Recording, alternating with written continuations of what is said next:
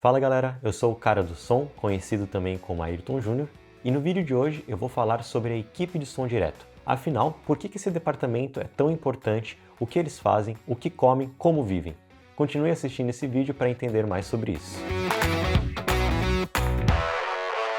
Bom, eu vou me arriscar a dizer que a equipe de som direto é uma das mais antigas do departamento de som que compõe o som do todo de um filme, né?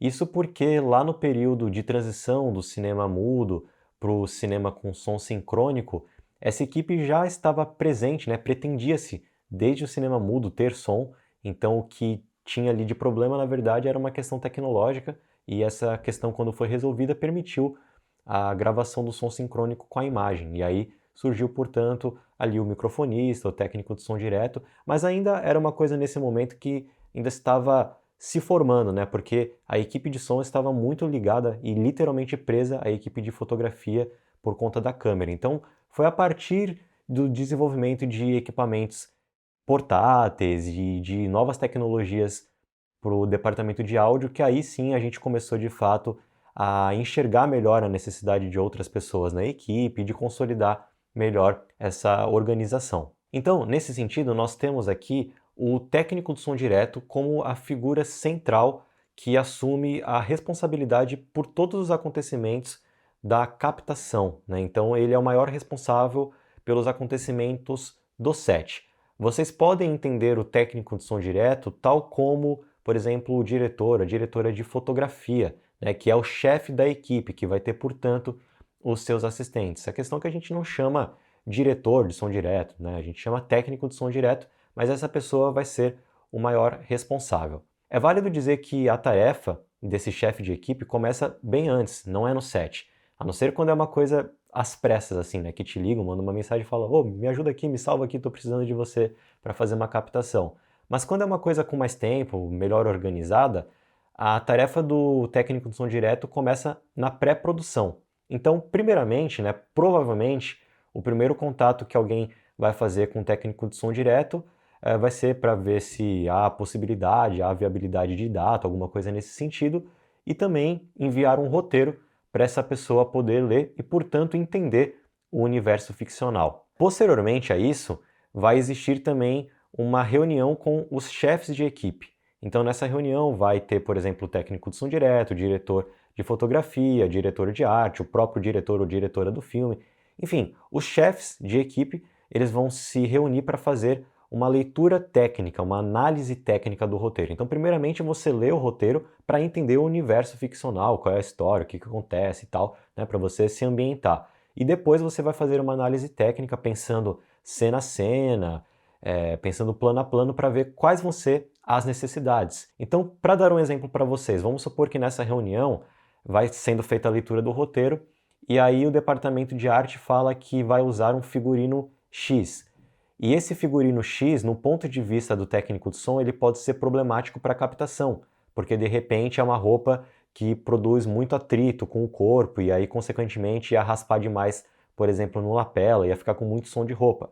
Então, o técnico de som direto pode conversar, né, com os responsáveis e falar: pô, a gente tem como substituir, de repente fazer dessa forma. É a mesma coisa, por exemplo, com a equipe de maquinaria, de fotografia. Ah, a gente está pretendendo usar isso, isso e isso. Aí o técnico de som pode pensar: será que esse equipamento ele vai me prejudicar com, de repente, algum ruído, alguma interferência? Ou será que vai me prejudicar na mobilidade, né, na movimentação do set, na cobertura? Então, o técnico de som direto, ele pode conversar com as outras pessoas da equipe, os chefes de equipe, para também pedir alguma coisa que de repente fosse necessária, como por exemplo, pedir para o departamento de arte colocar um tapete no cenário, ou colocar um sofá, algum tipo de material que ajude a absorver o som para conter reflexões. Então, nesse momento, né, dessa análise técnica, todo mundo vai conversar, vai se conhecer para falar das necessidades que cada um tem e conseguir uma cooperação, né? Um filme é feito de várias pessoas, de vários departamentos, então essa cooperação é o que faz tudo dar certo. Então por isso que a presença do técnico de som direto, que é o chefe de equipe, é muito importante nesse momento, nessa conversa com os demais membros da equipe que vai gravar um filme, um documentário, enfim, o que quer que seja. E além disso, ou seja, além da análise técnica, vai também ter a visita técnica.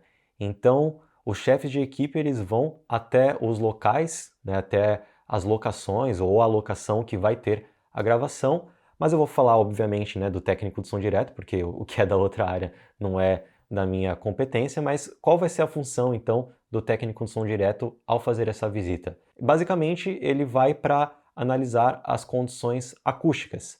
E quando eu falo condição acústica, eu falo em dois sentidos, que é a condição externa ao ambiente e a condição interna. A condição externa diz respeito a você chegar num espaço e ouvir se de repente está tendo alguma interferência externa, algum som externo que vá te prejudicar na captação.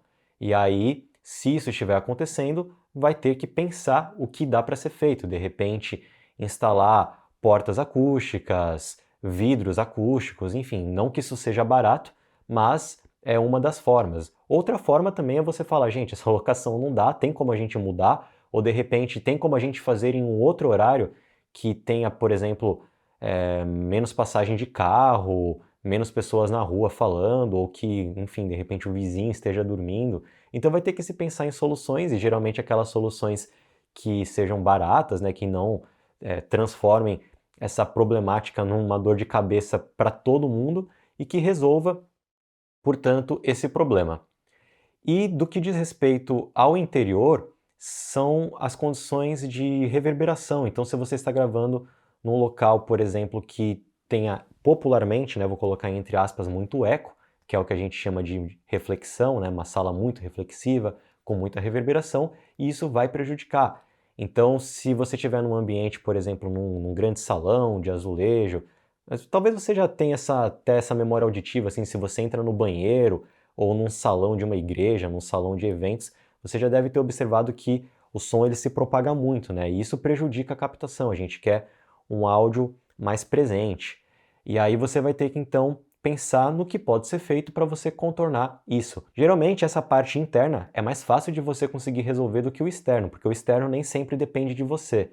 Agora, o interno, às vezes a sala pode ter sim um problema de reflexão, mas você pode instalar mantas acústicas, você pode conversar com a equipe de gaffer, de maquinários, para fazer uma instalação suspensa, que não apareça, portanto, nas câmeras.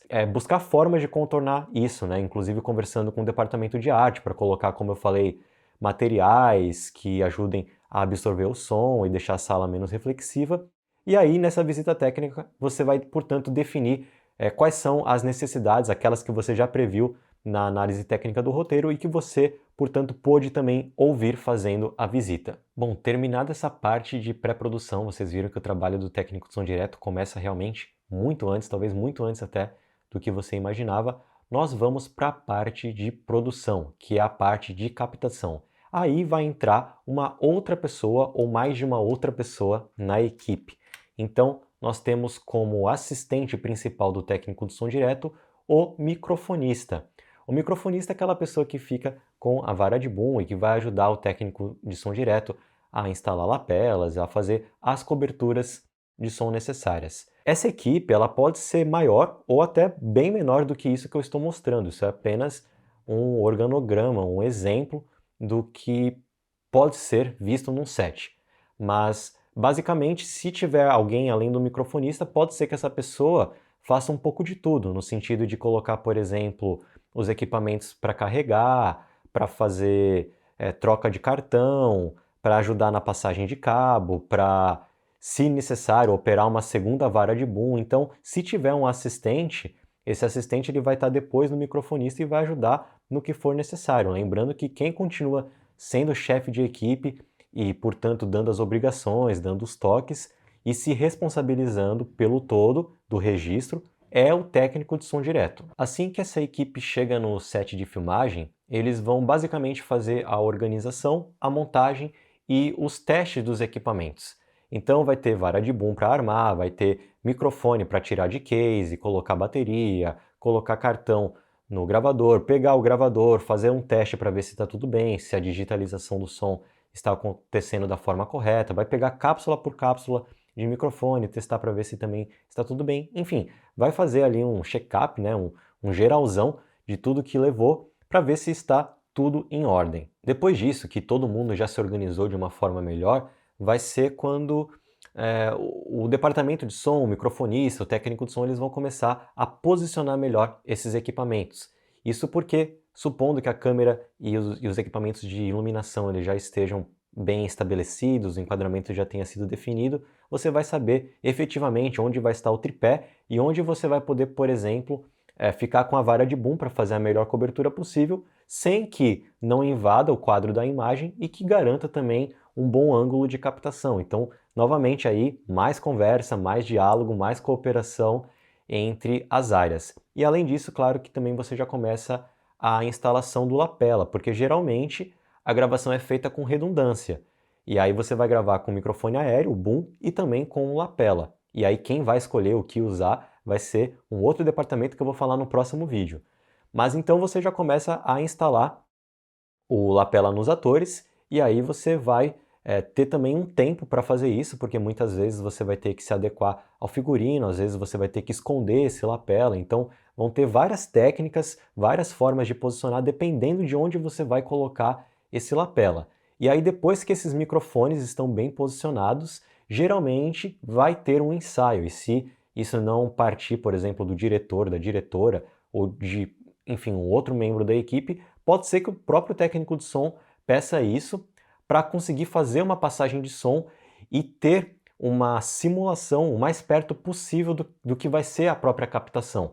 Então ali vai ser o momento de prestar atenção em tudo. Se o microfone está bem apontado para a fonte sonora, se alguém da equipe está fazendo algum ruído, se está vindo algum ruído externo, se está tendo algum tipo de interferência. Então, nessa hora de fazer um ensaio, vai ser o momento de você alinhar tudo e, se tiver algum problema, conversar com os responsáveis para poder contornar e, na hora de gravar, estar com isso resolvido. E aí, supondo que nós agora estamos finalmente gravando, vai ser da responsabilidade do técnico de som avaliar as condições da captação e informar possíveis problemas que estejam acontecendo, bem como também sugerir o que poderia ser feito para contornar esses problemas. Além de captar também o diálogo, que é um dos elementos sonoros mais importantes de um filme, de uma obra de audiovisual, o técnico de som direto ele também vai ficar bastante atento para de repente fazer a cobertura de elementos sonoros que sejam muito pontuais.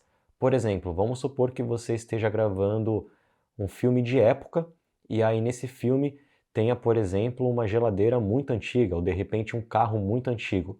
Então é o tipo de som que você não vai encontrar com tanta facilidade em uma biblioteca de som. E aí você, sabendo disso, pensando nisso, vai gravar esses sons e vai mandar para a pós-produção ter como um recurso a mais. Isso não se limita, é claro, apenas a sons de época. Isso vai ser pensado no contexto do que está sendo gravado, se de repente aquela cena, aquele som específico não necessitaria, por exemplo, uma cobertura para ter uma manipulação na pós-produção. Além disso, além de cobrir esses sons pontuais, esses ruídos pontuais, há também a gravação do ruído ambiente, né, do som ambiente, chamado assim também popularmente, que nada mais é que a ambiência, no sentido dos sons que compõem aquele espaço em que o universo ficcional está se passando, que está sendo gravado.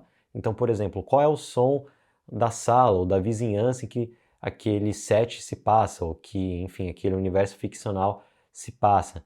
Então, geralmente isso é feito no final, né? Todo mundo tem que ficar em silêncio, o técnico de som vai ficar sozinho nessa hora, ou vai pedir silêncio para as pessoas para poder gravar bastante tempo dessa ambiência e ela não pode ser interrompida. Então, não pode gravar, por exemplo, a ambiência e ter um latido de cachorro que fique ali toda hora interferindo. Tem que ser o mais clean possível, sem interferências, para que isso na pós-produção possa ser efetivamente utilizado. E além de tudo isso que eu falei, ainda há uma responsabilidade que é muito importante e ajuda muito na organização e na pós-produção, que é o boletim de som.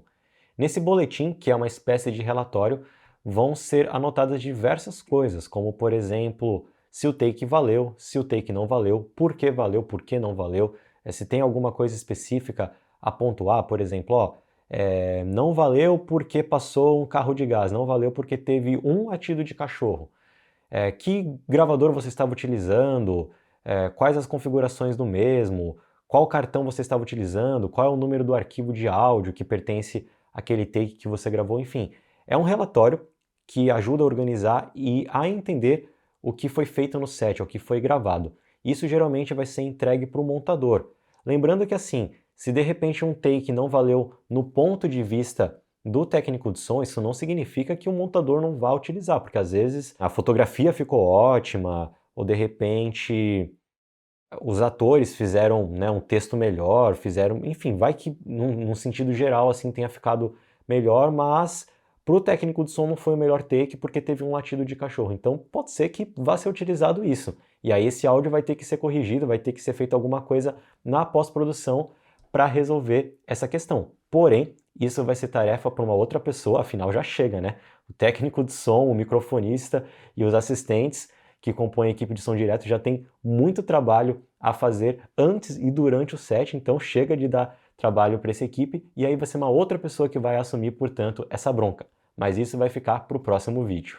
E esse foi, portanto, o vídeo de hoje. Na semana que vem tem mais e eu vou falar sobre a equipe de pós-produção responsável por editar os diálogos. Então, se você ainda não é inscrito, se inscreva no canal e ative o sininho da notificação para ser avisado ou avisada das novidades que nós formos publicando aqui no canal. A gente se vê, até mais!